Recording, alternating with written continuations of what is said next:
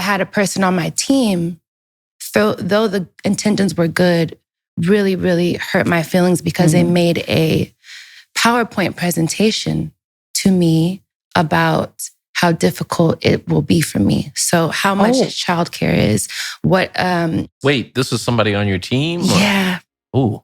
Wow. Yeah. And the finale of the presentation was, what's the rush? So it felt like an encouragement to get an abortion. Wow.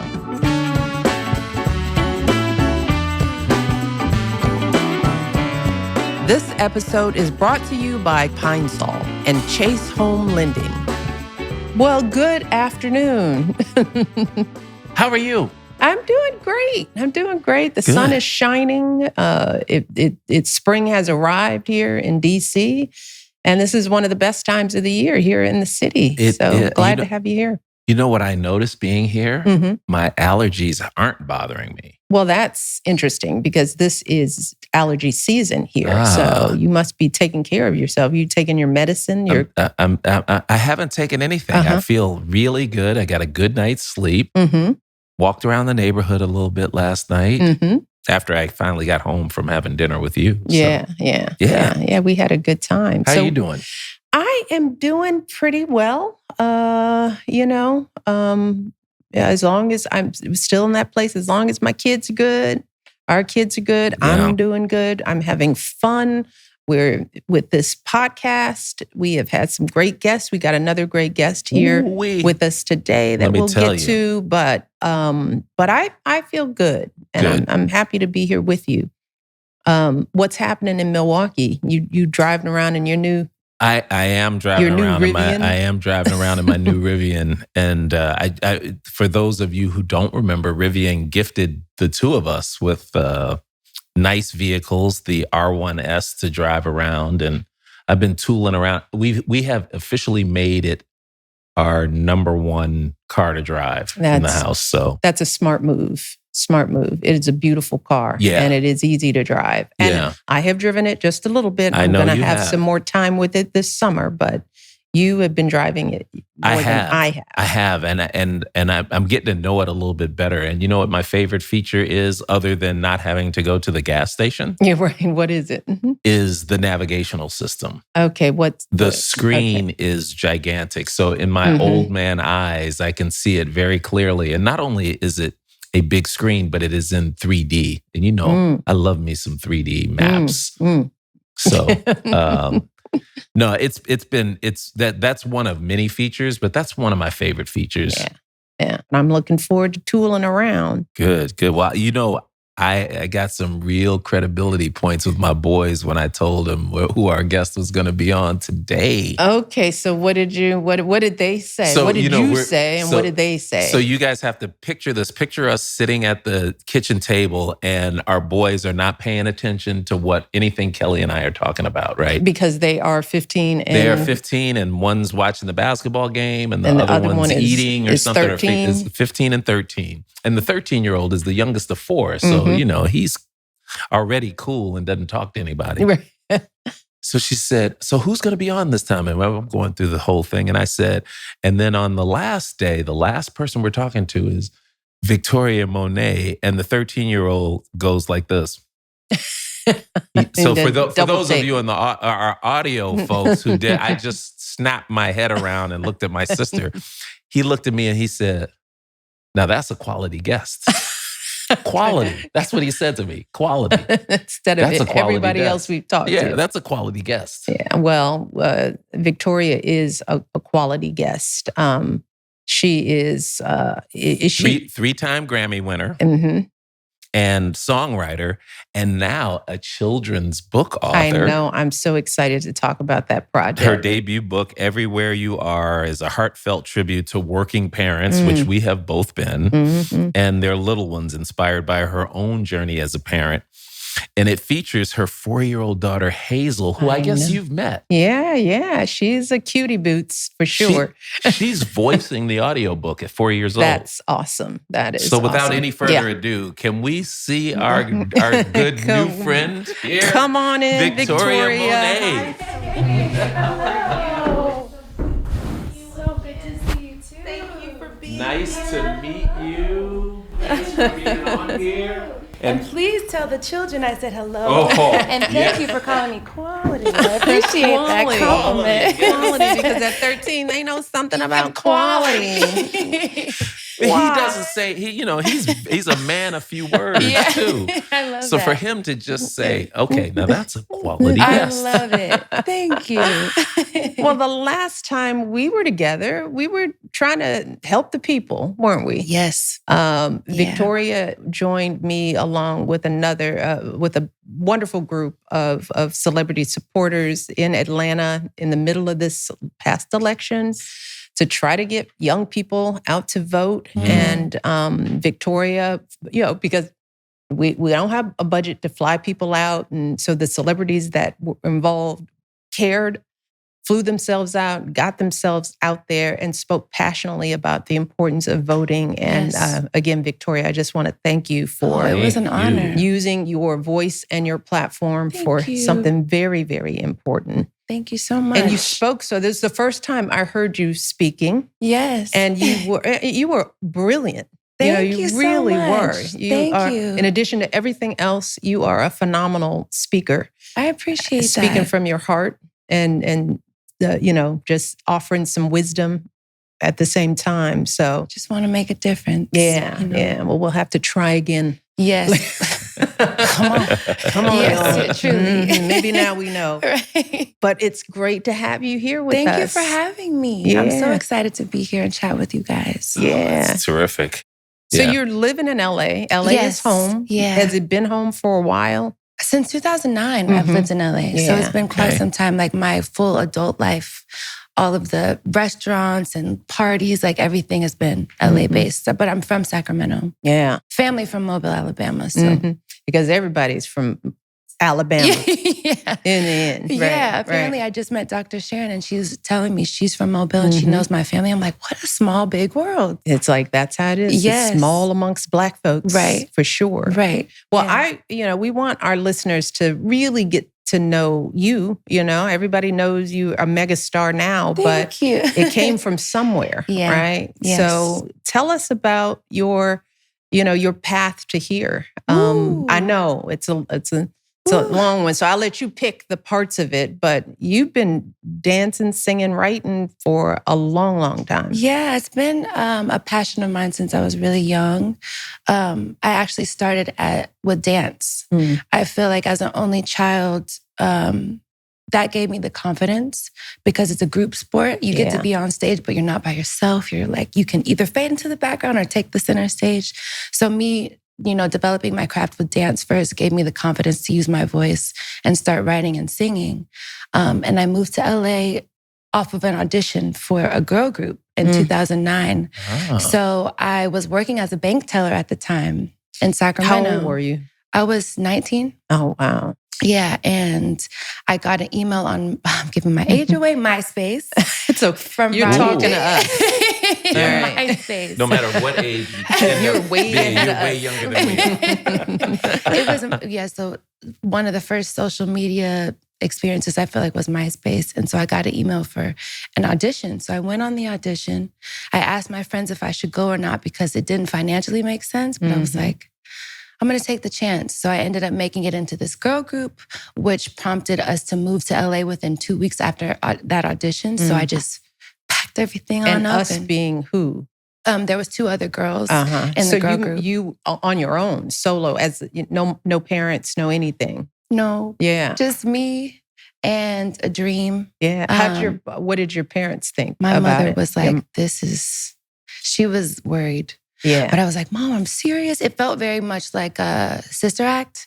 I just want to dance. I just want to do this. So I was on my way. Wait, how old were you when you realized that I know you did the dance and all of that, but when did it hit you like, okay, I want to be a performer as a profession? Yeah, I was watching this movie with my grandma. I don't remember what age exactly, but I want to say probably like 8, 9, where Halle Berry was playing Dorothy Dandridge. Oh yeah, I remember that. Yes, and I was like, I want to be a triple threat. I love the challenges that she's facing and overcoming. I want to be singing and dancing and musicals. And I used to love movies like Chitty Chitty Bang Bang or okay. Yes. Turner School Classic Channel. Dick Van Dyke. Dick Van Dyke is my favorite performer of all times. He's amazing and like just such a class act. You like the old school I folks. I do. Even musically, I tend to go vintage. So like 60s, 70s, Motown, and Temptations were one of my favorites. Did you get introduced to that through your family, or is that just your old soul taste? Well, my mom actually told me that she thinks I was here before because somehow I knew the lyrics, but I think that just came from what my family was playing. Like when we get together with our family reunions or events, like it was just a good time with that type of music, or pool parties. Like that was the kind of stuff that was playing. That and then like 90s R&B. Yeah. But it just sounded so good. I feel like I really connected with live instrumentation, like people playing horns and strings and flutes. It just all sounded so beautiful. So when, in the digital era where people can make music on a laptop and you can play the keys, but be having the sound come out as a guitar, I really value people who have, spent the time mastering true instrumentation. So did you come from a musical family, a talented family? What's that DNA? My mom sang and danced. She definitely danced around the house while she was cleaning. She was actually listening to Uncle Luke. Sorry, Mom. And my grandma was listening to the oldies. So it just reminds me so much of like a Sunday morning, cleaning the house. It just feels I feel so much nostalgia. My grandpa played saxophone and harmonica, and my grandma sang opera. So it's like my aunt sang, so it was around, but no one had pursued it as a career. It just kind of felt like I viewed it as an extracurricular activity you can do, but go to college and, do, the other way pursue a career was the way that they wanted me to go, which I understood. But So you were the first one in the family to really break out and say, I'm doing this. The crazy way. I'm getting on the bus. I'm out of here. Going to the big city with my girl group. Yeah. So from there, so many twists and turns. I was writing. I became a songwriter because I was still in a record deal that wasn't necessarily favorable. Oh, and that sounds familiar. That is the story of everybody's first deal, right? It's like, I guess you got to get jumped in or something. I don't know. But so I had to find my way out of that and to take the songwriting path. And that's how I ended up gaining more success as a songwriter first and then transitioning into artistry. So wait, what happened to the girl band, the girl group? Oh, we got dropped. So you got dropped. We actually got signed to Motown, which was so exciting because it was a dream listening to the music with my grandma. So I was so excited. Yeah. And she had actually passed the year that I moved to LA. So I felt like she had her hand on that. Yeah. What was your first songwriting break? When did it hit for you as a songwriter? I had a lot of success with Ariana Grande. Writing alongside her since her first album. And then we just got really, really close. She named her tour after a song that I had written with her called Honeymoon Avenue. And then we just figured that we were musical soulmates and we just kept going. It became a friendship and a partnership and so much fun. When you get to work with your friends, there's nothing like that, Right. So I had a lot of success with her as a songwriter. That. You see, We're learning that. It's beautiful. Yeah. It's so beautiful just to have family business or business with friends. When you look around at the people surrounding you, you want to be inspired by them and be able to bring them up with you. Yeah.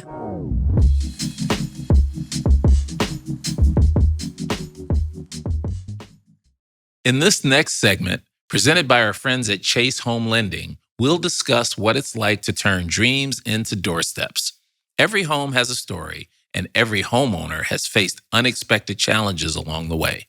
From financial hurdles to finding the perfect neighborhood, Chase is here to demystify the journey and make home ownership a more attainable goal. Oh, I wish our parents had that growing up. I know. We started out in what would be called a co-op or a project in Parkway Garden Homes, and then we rented. We rented, and we lived next to our grandparents who rented. I mean, at that point, nobody was a homeowner. Yeah. And then our great aunt Robbie moved to South Shore and bought a home. She and her husband, because they were older couple.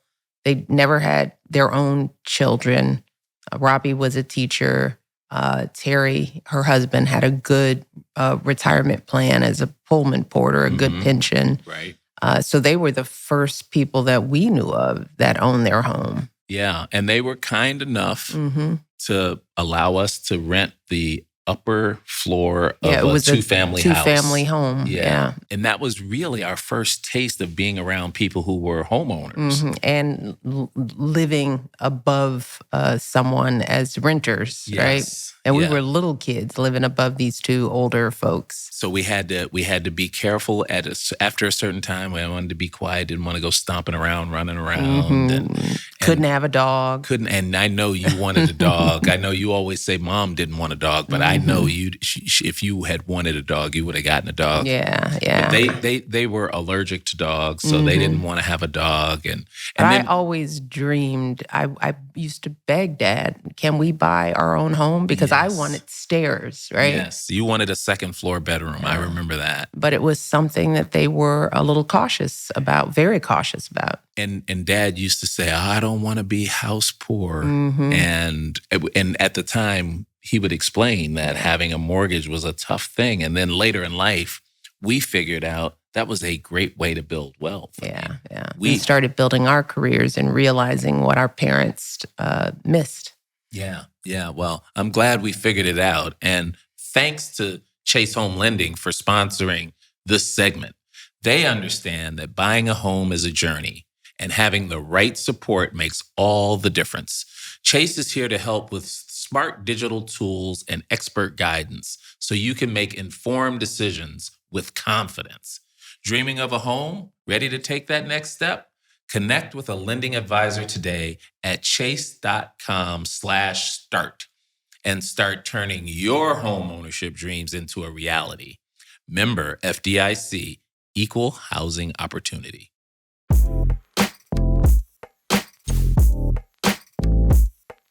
So then you decide, okay, I've written a lot of hits for a lot of people. Now it's my turn. Yes. When did you go from writing to writing for yourself? And how old were you when that happened? And because I'm trying to get the scope, timeline right? Too, because you're still a baby in my eyes. Well, thank you.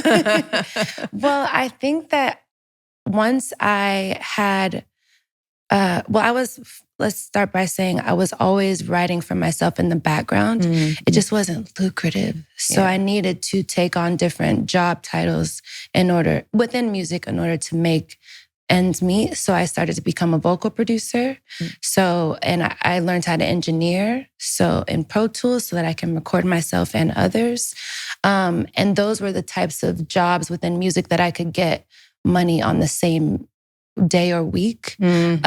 As far as songwriting, it's a bit of a journey because you don't get income until 9 months after the song comes out. Yeah, which is still not right away because you have to, artists are working on an album maybe for a year at a time. So if you wrote a song in January, maybe it'll come out next January. And then 9 months from there, you will see some royalties. So I needed to find positions that would pay, quickly. So I ended up doing that. And so you just had your hustle game. Hustling. Yeah, that's good. Because it's interesting because a lot of people who want to go into music, they don't understand the lag time, right? Where the money is actually made. Yes. They just see the end result. Right. But being the star isn't always the thing that pays. It's not always shiny either. Yeah. So, but it's when you're able to do what you love, sometimes that money doesn't matter. Like I didn't need to be rich and successful. I just needed to eat, and I would do it a million times over because I just love what I do. But it is nice to also be rewarded with even more than you anticipate for what you love to do. So yeah. And then came Hazel. Yes, she was a pandemic baby. There was nothing to do. So, but I feel like that was a perfect timing. It was almost like there was an intermission in my career too, to be able to let my body go through that and then, come back to self. And she's been the biggest blessing. It was almost like I had these preconceived notions that, having a child would suspend career or make things even more difficult. But God just was like, nope. But it's been so fun. Yeah. Now, there are so many women out there in the midst of their careers. And, where becoming a mother is stressful. Yes. Because they don't always know how it's going to be received. Right. Yeah.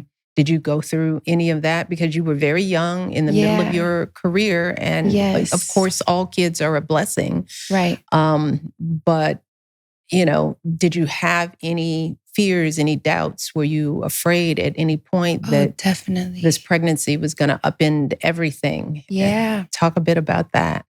So when I got pregnant, I was an independent artist. I was working with this company that called Platoon, working out of the UK. And when you're an artist, though you're a human, you're technically the business. So to have to explain to someone who is a partner in your business that your business may slow down because of pregnancy is difficult, but it's also something that you're supposed to feel celebratory about because it's a blessing and not everybody gets that opportunity that wants it. So you should be thankful. So it was a balance for me of being celebratory about it, but also kind of apologizing to my partners that it was a weird thing for me to try to navigate. How'd you approach that conversation? It was a Zoom call. Oh, yes. So, yeah.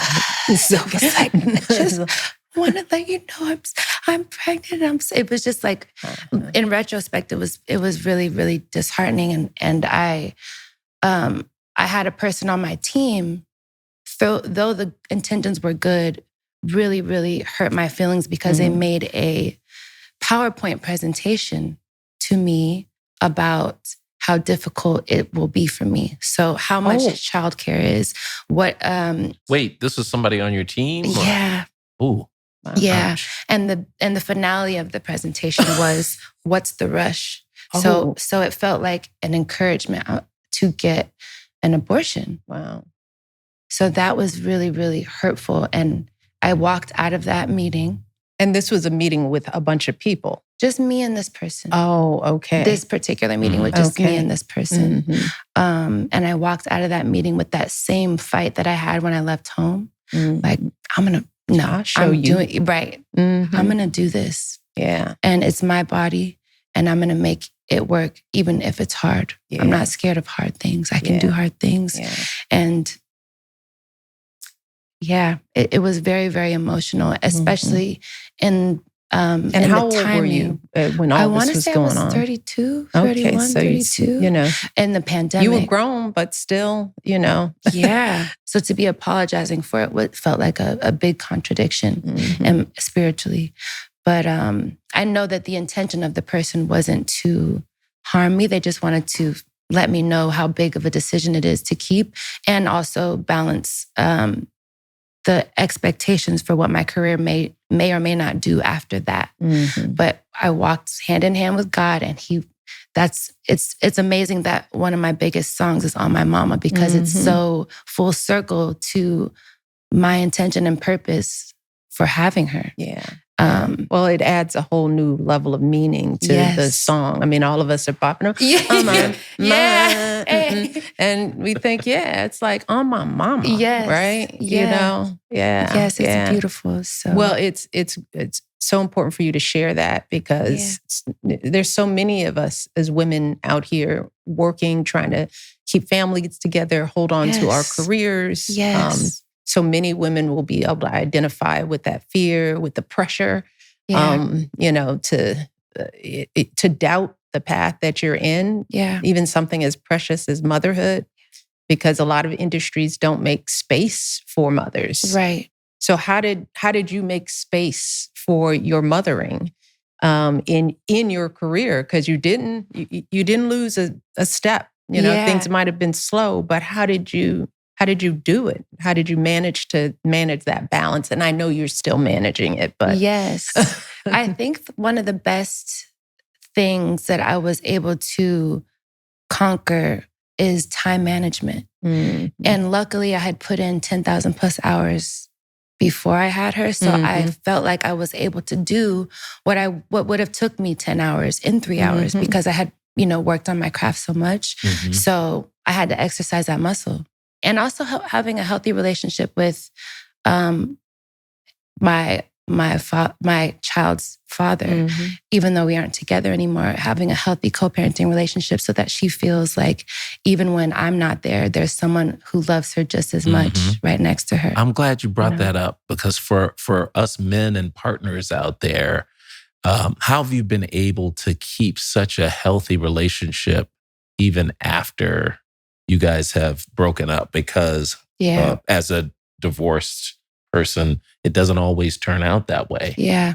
So can you give us some advice as partners on how to handle that? Talk to the men.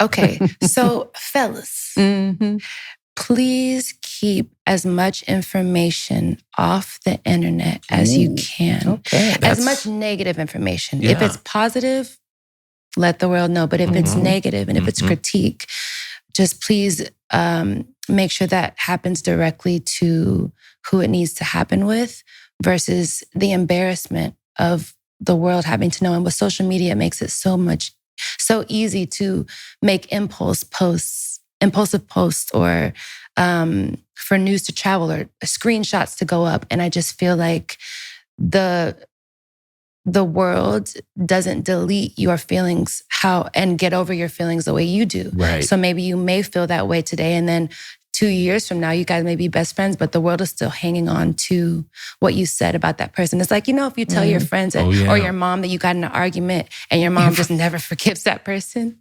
Yes, it's like, I know exactly what you're talking about. And sometimes you have to deal with it directly instead of letting everybody know your negative thought, because we are protective beings and we want to protect the people we love. And sometimes, everything it took for you to make up with that person, you're not communicating those things with the people that you let know about the flaws. Right. So sometimes it's just better to talk directly to the person or to a therapist only. How specifically has Hazel's father helped you with the balance? Because there are some men who are like, I don't do this, I don't do that. Yeah. Talk about, because I also think that's what kind of advice you're thinking about, that men don't know how to. That was the next question, because we don't necessarily know how to support a woman whose career is as big as yours and as busy as yours. Yes. That's a really, really great question. I feel maybe the answer is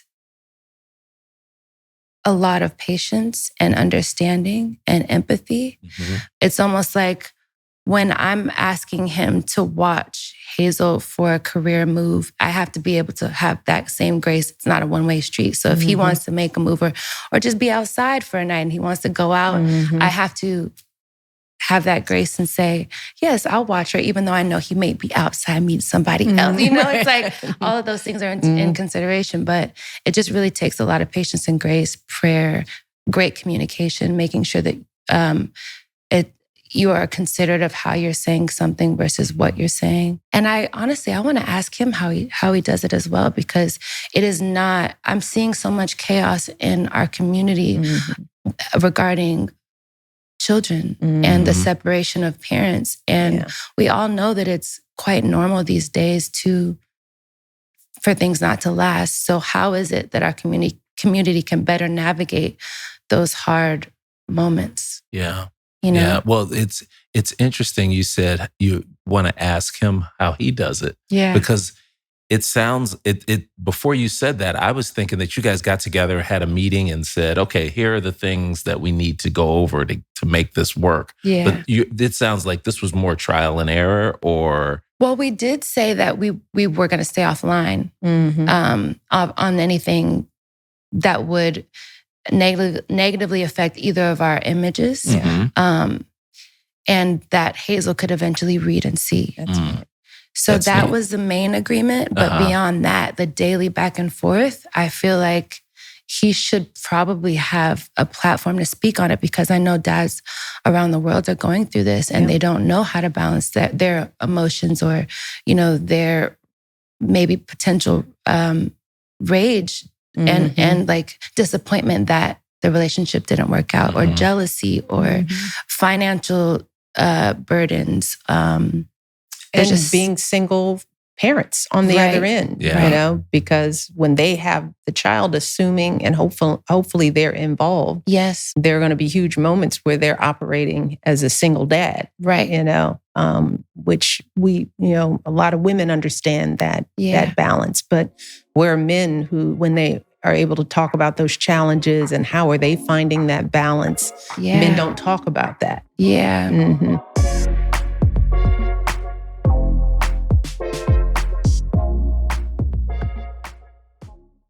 This episode of IMO is brought to you by Cologuard, a non-invasive colon cancer screening test. As it stands, colon cancer is on the rise in people under 50, which is why the American Cancer Society recommends that if you're at average risk, you begin screening at 45. Even if you live a healthy lifestyle and don't have symptoms, no one is at low risk for colon cancer.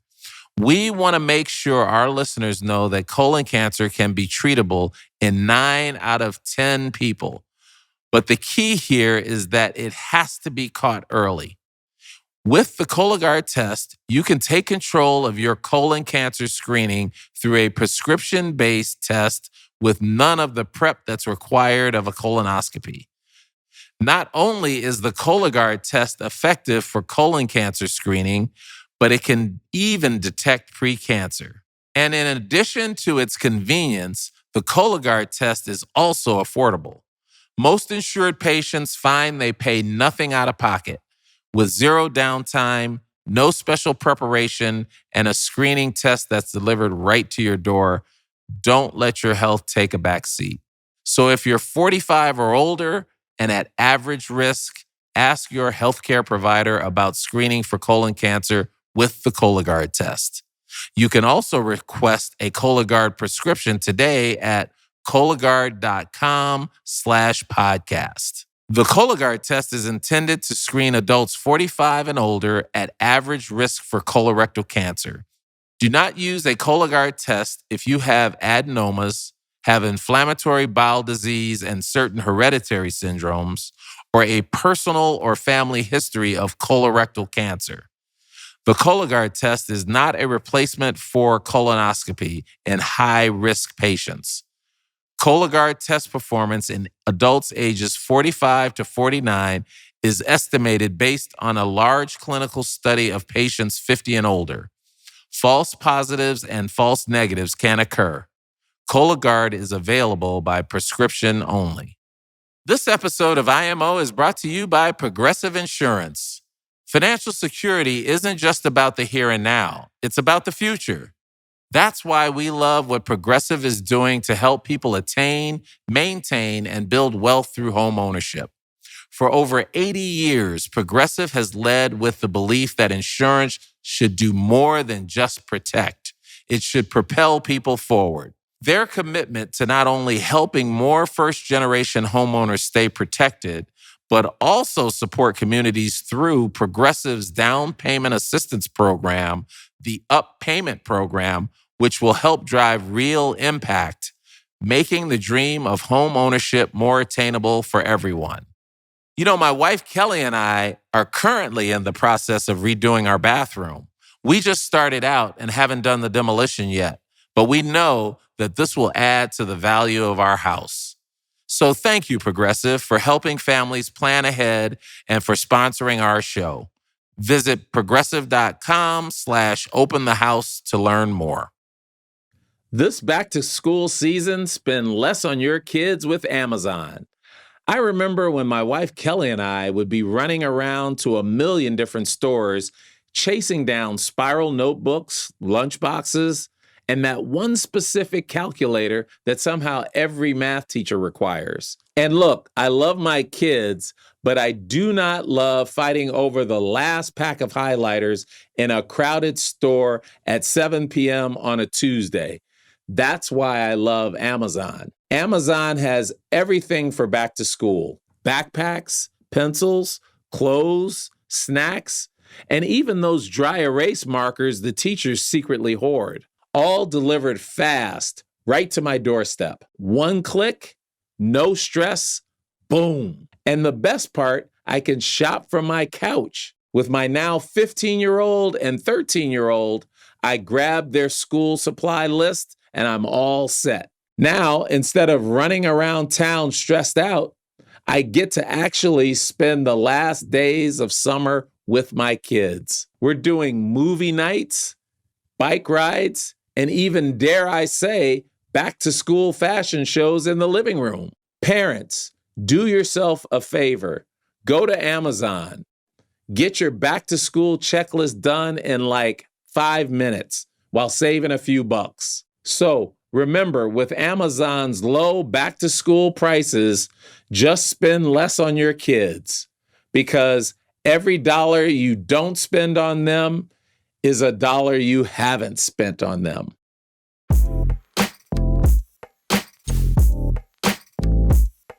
So when Hazel comes to you and says, "Hey, Mom, I want to be a performer," she has said that already. Okay. Yes. Oh my gosh. Well, she's already done some voiceover work on the book. Yes, right? yes. And she also, in 2024, along with my first Grammy nominations as an artist, she became the youngest Grammy nominee in history. So it's like God is really just nailing in the idea that everything that you wanted is tenfold with your child by your side, and you're doing things that you're supposed to do and making a difference in her life, and you will be rewarded in that way. Well, and your current project, your book, Yes.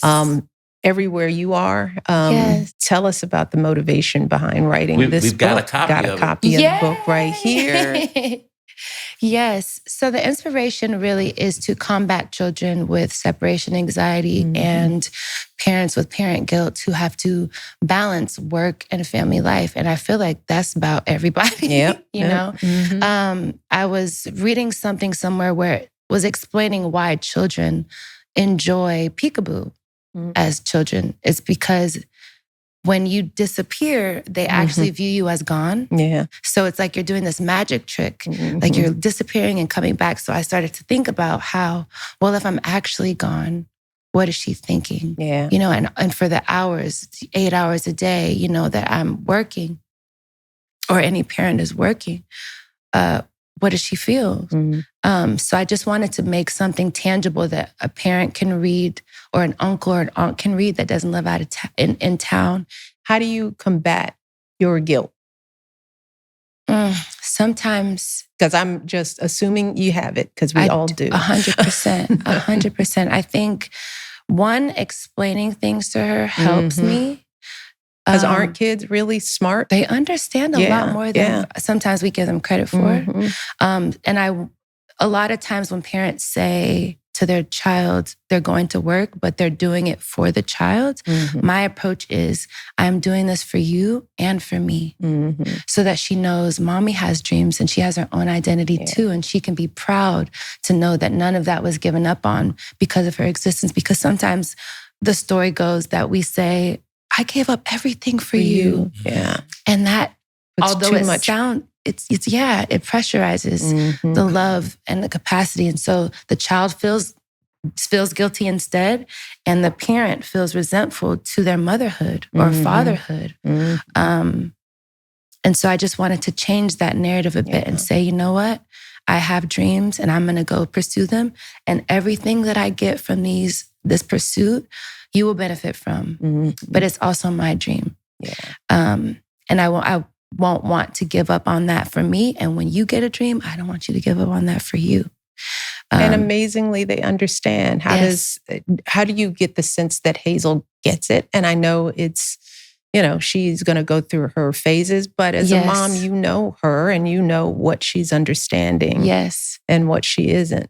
I think that it came down to her reaction when I leave and her reaction when I get back is really, really helpful. So at the beginning, it was lots of tears and that separation is so difficult. Like that first day of school, you're like, I sat in the car that day and I was like, am I doing the right thing? She doesn't technically need school right now because like maybe I'll just wait till she actually is in kindergarten. She was 2 at the time, but I needed her to have some social skills because she was a pandemic baby. So she was like, I don't like anybody with my kids. So I needed her to be around we need more. To break this now. Yes. Yeah, it was important to do. You need some friends, please, little 2-year-old. Please, y'all go have your conversations. But that first day, I was like, I don't know if this is right. It felt so heavy. And then she realizes that she's autonomous and independent and she can have a great day, whether or not mommy's smiling in her face or whether or not mommy gives her a lollipop. She can create it on her own. So knowing that she has that confidence was helpful to know that it's okay to give some distance and come back, give some opportunity to be missed and come back. And create some emotional resilience. That's right. Yeah. Yeah, that's great. We are grateful to you and Hazel. Thank you. For making it happen. Right. That's right. Thank you. And this week, on IMO, we have a question from one of our listeners. And so this is a perfect time to pivot to that. Okay. And our question today is from Lily who lives in Virginia. Hey, Lily. Lily. Hi, Michelle and Craig. I'm in my late 20s and have been doing something I absolutely love since I had my first job at age 16, teaching dance. I have taught dance every year since and still love it just as much. I did all my undergrad projects on dance, and after COVID, I earned my master's in dance education. I am now at my first full-time job at a nonprofit doing what I love every day, creating curricula and teaching dance. I've been here for just over 2 years. As much as I love this work, I'm also extremely stressed out and anxious. My job has begun to take such a mental and emotional toll on me that I dread meeting new people because I know the question, what do you do, will come up. For some reason, I now hate telling people about my work because it stresses me out all over again. When I'm not there, I try my hardest not to think about it. I have an amazing therapist that I've been working on this with for quite a while, but I'm still confused about why I dread talking about a job I've always felt so passionately for. How normal is this? Does this just mean that I'm burnt out? Or is this a sign that this work is no longer for me? Have you ever felt this worn out by your work? And if so, how did you manage to keep going? Thank you. Now, we have not had a question so perfect for our guest than this one. Yes, true. I understand it completely, Lily. I would say I feel like there's a couple layers to this question. Okay. One is the anticipation of the question, what do you do? And the answer being a description of your job versus the purpose of your job. So if the question comes, I would maybe reframe the answer as I help people manifest their true destiny. I help people perfect their dream and their craft. I help people get better. Instead of saying, I am a dance teacher, like that title, just maybe reframing that. And then the other layer, I think, to the question is 2 things can be true at once. You can love what you do, but it can also be really hard and draining. You can love the person you're with, but they can also get on your nerves. So it's okay to change what you do if that's what you feel like you should do, and take some space away from it. I think if saying you're a dance teacher doesn't feel good right now, and it's been since you're 16, that's okay to try something else, because your 16-year-old dream, you've been through so many versions of yourself since then. So it's okay not to have the exact same vision for yourself. And maybe then dance teaching can become something you do as an extracurricular activity versus your sole job or sole income. So it's possible to like have a bit of a plot twist. And then if it's something that you miss, you may return. Life can take you through so many twists and turns and different journeys. And maybe sometimes it could be your gut telling you, hey, let's try something else for a little bit. And that's completely okay. Your job doesn't have to be your identity forever. You know, I relate to it as a songwriter as well, because when I started, I was an artist moving to LA, and then I got a lot of success from songwriting. So everybody who met me was like, oh, the songwriter, the songwriter, the songwriter. And it wasn't until I did something else more than I did the other thing that they recognized me as that. Oh, the artist, the artist. It's like any job. If you meet somebody and they say, oh yeah, I'm, for example, a janitor, they're going to realize that that's what you are. But then until you become a teacher and your teaching outweighs the time that you spend as a janitor, then they will identify you as a teacher. So it just becomes what you spend most of your time doing. And that can always change. You don't have to remain the same person that you introduce yourself as to anybody. Now, So. Victoria, did you ever, you were so focused on becoming an artist or a performer or whatever, however you want to label it. Yes. Were you ever embarrassed to say that's what you were or that's who you wanted to be? I wouldn't say embarrassed, but more so, what is the word? It felt like an ambitious statement. Like inside, people may be like, yeah, okay. Oh, You so know, you didn't want to sound like you were bragging. It's like my husband, I want to be president of the United States. It's like, no, you might want to keep that to yourself, honey. Oh, that's so nice. You want to be president. Exactly. That is that. Or like when someone's like, I want to play basketball and I'm going to be the best basketball player ever. And you're like, okay. I'm going to play in the NBA. You're surrounded by... I am surrounded by people who do that, but I will say to Lily's point, I'm so old, there was not the internet. So I didn't grow up wanting to be an NBA player. It sort of just developed. But even as I was heading in that direction, I never wanted to tell people I was a basketball player. So I understand. And why was that? Because I didn't want to be pigeonholed in, oh, he's just a basketball player. Okay. Now, I don't know how many people have that feeling now because basketball players are making more money than most people. Yeah. But at the time, I really felt self-conscious about basketball playing being my job. Did you feel like it was because the stigma around basketball players were that they weren't something else, like maybe not educated or not? That is exactly it. That is exactly it. And I had relatives in my family who thought that basketball playing was a waste of time too. So they were like, why'd you point to me when you said that? Because you're the only relative in the room. That's why she got nervous. She probably was thinking the same thing. No, but I had relatives and who would be like, well, is that all you do? Oh. You know, and so I really, Dandy used to say that. Our paternal grandfather would never talk to me and would never talk to me about sports. Oh, wow. Because he thought that the only thing he had to talk to us about was education and learning and as a young Black man. And I saw him do this to my uncles. Like, you know, he didn't meet them where they were. He wanted them to rise up to what his expectation of them was. Yeah. And I'm sure my parents didn't do that, but I felt that in society.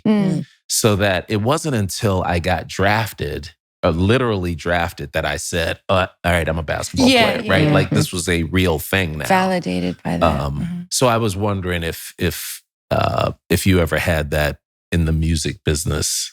I feel like, it was it's a feeling of people projecting their own doubts onto you when you say something so grand.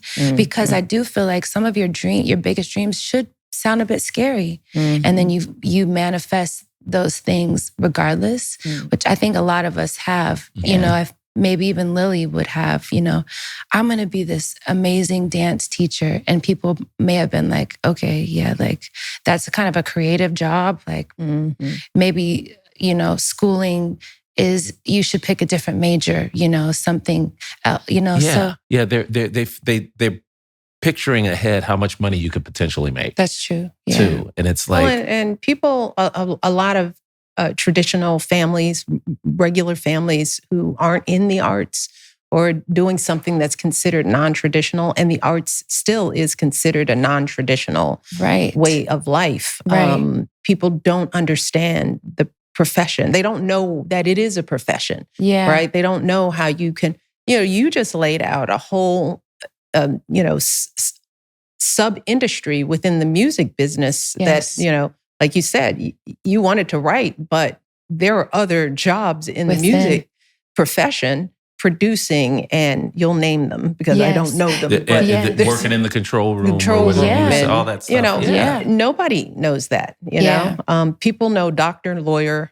Now you can be a day trader, or I mean, some of the career titles are growing in people's minds, but the average mom and dad, the minute somebody says they want to go into theater or the arts, or they want to be in music, the light goes off in the eye of the parent, right? Yeah. And I wonder if Lily has experienced some of that, because she's in a community or in a family of people where it's like a dancer. Like, what's that? Right. I don't understand that. So I don't even know. I don't know what that means. Yeah. And if she's experienced any of that, I imagine how hard it must be for her to summon up the energy to continue something when it gets hard. Right. Right. It's like, it's easy to quit on yourself when you naturally get burnt out. Yeah. If it's not something that everybody around you is saying, I get it. I get you being a doctor. Yeah. I understand the long hours. Boy, we're rooting for you. Right. But you're in the arts. You're dancing. You're acting. You're making music. I don't understand it. Yeah. It just seems like, and naturally so, parents or people around would just want to hear something that has a guarantee. Yes. Yeah. And with art, or even sports, it's like, well, you need a backup plan. It's always a plan B situation because you could get injured. It's like all the projections of the worst case scenario. But I would love for us to obsess over the best case scenario. Like, what if you are the best NBA player? And what if you are the best dance teacher that ever lived, and you're able to provide scholarships and change people's lives with what they want to do and make healthier bodies by what you're doing, because you're encouraging exercise through something that's more fun than running on the treadmill potentially. It's dance and performance. So it's tough because I think we're just all being protective of each other and creating those shields. And sometimes those come in the form of limited beliefs and ideas of what you could do. Yeah. So have you ever experienced burnout yourself? Because that's also something that I think people assume, oh, you're doing something you love. It's your passion. It's something you've always wanted your whole life. And it's this, it's this fun thing. Yes. And so if you burn out, that must mean it's all wrong. Yeah. So I just wondered, you were doing the thing you've always loved. Yes. Have you experienced burnout in the 100%? And how did you handle? Have you handled it? It takes some fight. Just as with anything, you have to get through that storm to get to the rainbow every time, and remember why it is that you're doing it. And then again, remind yourself of the gratitude that you should operate with, because there are so many people that want to do what you do that can't. So that'll help you a bit when in that morning where you're just so exhausted and you want to stop or sleep in or, give up in the long term. But making sure that you realize that every day is an opportunity. And even when it's hard, if you just show up, even if you don't, your score for that day is a C. Like you're not at your A game, but you showed up and you tried. That's how you get back on track. When I'm experiencing writer's block or I'm just not inspired, I just have to show up. And sometimes I'm not showing up as my best self. But the fact that I showed up kind of it's like training. It's that muscle strength and just it's exercising resilience and not depending on inspiration, because inspiration fades. It's depending on muscle discipline memory. and muscle memory. Professionalism. So just showing up. And that's the same thing we have to do in anything, in our friendship relationships, our personal relationships. Everything that we do will come with some types of hardships, but that's just to juxtapose the times when it does feel good. I'd say to Lily, based on that, is like, first of all, burnout is okay. And I think you said this too, yes, Victoria, but I think young people who are pursuing non-traditional things, they should be aware that even if you're doing something you love, there will come a point in time when you may be burned out. Yes. The people at the top of their game, I'm sure Michael Jordan, I'm sure Steph Curry, I'm sure you name it. I'm sure, Beyonce. Yeah. Everybody, even when they're at the top of their game, they get burned out. Right. But that doesn't necessarily mean that this isn't the path for you. It just means that, you may need to think about ways to nurture yourself. Yeah. Which you'll have to do in any career. That's right. In any profession, in any aspect of life. Yes. Is to learn how to keep moving forward. So maybe Lily isn't, the burnout may not be a sign of anything other than, just need a little rest. She's right. Maybe she needs a moment of rest. Yeah. And maybe she wants to take a moment of rest before she takes full steps away from the thing that she loves. Yeah. So there may be, a process to this. Right. She may want to try for, a month or so, finding a way to reduce her schedule if she can. Right. Working in nonprofit, as somebody who worked in nonprofit, you usually don't have that kind of flexibility because you're working with tight budgets and you're understaffed. You're working in tough communities. So, that may be playing a role in her burnout is that she may be, doing a dance class with 50 kids at a time. Yeah. Right? So she may have real legitimate reasons to be burned out because she's working hard, especially if she's working in underserved communities. That's right. So instead of walking away, maybe she wants to find a minute to take some time off. Yeah. And then see what that feels like. She might need to give herself a minute to miss it before she makes a full-blown statement about this isn't for me. Yeah. But she may go away for a week or a month and be happy with that and turn that in 2 months and 3 months. And as you said, it's okay if she looks up in 6 months or a year or even shorter and says, I think I need to step away for a bit longer. Yeah. That's just the process of figuring yourself out. Yeah. Whether in career or in life. That's right. When I was came out of law school, I went into a big corporate firm because I went to Harvard and had a lot of debt. And that's what you did. You became a big corporate lawyer, right? I was in there for 2 years, pretty miserable, not because of the place, but because the work was kind of soul crushing to me. Yeah. But I realized I hadn't tried anything else. And I left and I started working in city government and public service. And each job, while it paid less, was more interesting. It had me in community. It had me working with people. So that year turned into 2 years. And then that job went from, working for the deputy chief of staff to working in planning and development. And before you know it, I was away from law. I've never gone back. Yeah. Right? Yeah. I mean, so sometimes it helped that I stepped away for a minute. And maybe Lily wants to try that. Yeah. That's good advice. That's really great. Yeah, that's that good leap advice. of faith and bravery sometimes that will take you on your supposed path. Yeah. Yeah. And that's not to say, Lily, that what you feel like is your passion isn't your passion. Right? That's right. It's just be flexible enough. If you're burnt out, be flexible enough to try something else because you can always come back to your passion. And that's a great point. And it's Misha and I have both done the same thing. My mom used to joke, you all went to all these fancy schools and you end up making less and less money each job you take. And Why, thank you. it's like, yeah, that's a good point, Mom. That's a good point. But she never, she was always very supportive. But she said it sort of because it was chuckling true. Because it was like, very true. Yeah. Another pay cut, huh? Yeah. Mish did it a little more than I did. I went from Wall Street trader to assistant basketball coach. So everybody thought I was having a nervous breakdown. But I was doing what Lily was doing. I figured out, this is my passion. I want to try it, and off to the races I went. So Yeah.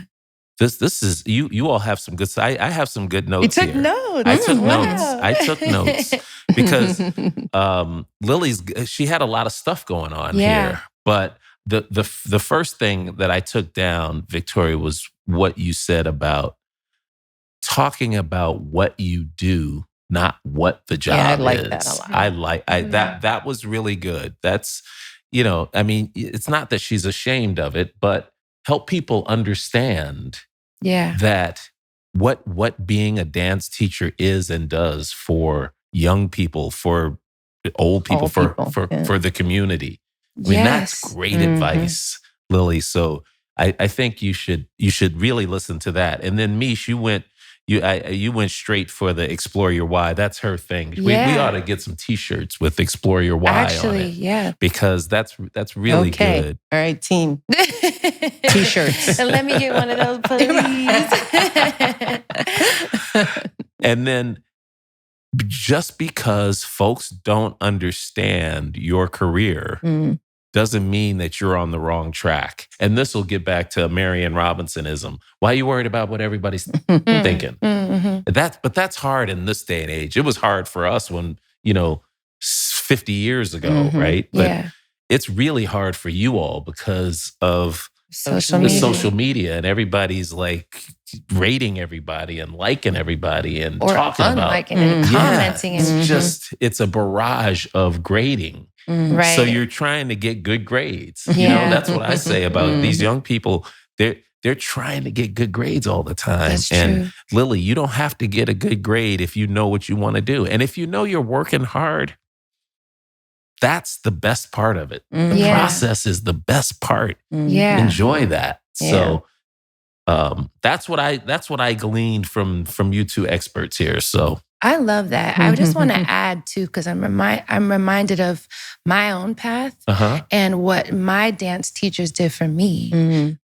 She changed how I felt about arriving at school, how I felt about my body and how I should take care of my body. She introduced the class to yoga. And then I became a dance teacher. I didn't mention, while I was a bank teller, I was also teaching dance at two different studios. You left that part out. Yeah. At two different studios. Because we heard the bank teller part. And So two different dance studios. And I just saw one of my students, his name is Keita, dancing for Kendrick Lamar. Wow. He was 6 years old when I was teaching him. And now he's on stage with Kendrick in a stadium.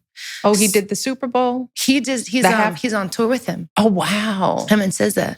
So wow. To see, sometimes it's re-inspiring to see the difference you can make in people's lives and just knowing even in the unknown that you are able to help and change someone's whole trajectory by what you're doing. So that's why just really using the purpose as the answer versus the actual job title would probably be a helpful reminder.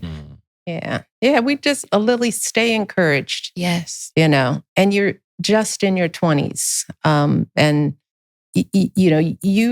you have time to be so many different things. I just want Lily and all young people out there to know it just feels like as we get questions from young people, there's so much pressure to feel like they're supposed to have all the answers at a time when I'm 60 and I'm still like, I don't know nothing. So all I want our young listeners and the parents and friends of young people who are struggling with their why and feeling like they're off course when they've just started. Yeah. It's like, be easier on yourself. Yes. And understand that there are many opportunities to recreate yourself, and to keep growing, you're going to have to.